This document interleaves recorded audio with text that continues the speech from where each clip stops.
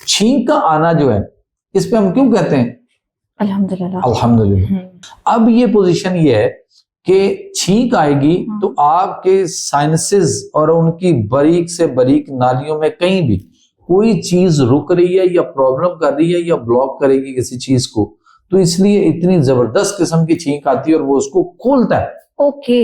हम चाह रहे हैं कि ये हमें फ्लू अजीब सा लग रहा है, अब रनिंग नोज है, नाक बह रही है, अजीब लगेगी, आंखों से पानी आ रहा है, यार ऑफिस जाना है, स्कूल जाना है, कॉलेज जाना है, यूनिवर्सिटी जाना है, घर में है, क्या करेंगे, जो देखेगा वो यार क्या कर रहे हो तुम। तो इसके लिए मेडिसिन नहीं लेनी चाहिए। इसके लिए कभी भी किसी भी सूरत में अंग्रेजी दवाई फरंगी तिब के करीब नहीं जाना। अब होता ही है कि जैसे ही हम इसके लिए कोई एंटी एलर्जी लेते हैं, यानी एंटी एलर्जी कोई दवाई ले ली, इसके लिए हमने कोई एंटीबायोटिक्स ले ली, जैसे बाज लोग खुद भी ले लेते हैं, डॉक्टर भी दे देता है, एंटी एलर्जी होगी, एंटीबायोटिक्स हो गई, या उसके साथ आपको जो फ्लू के लिए मुख्तलिफ किस्म की दवाइयां हैं वो ले लेते हैं लोग।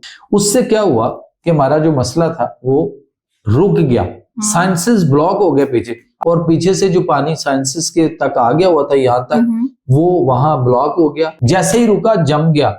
अच्छा। अब जब जमेगा तो फिर सर भारी होगा, फिर सर में दर्द आएगी,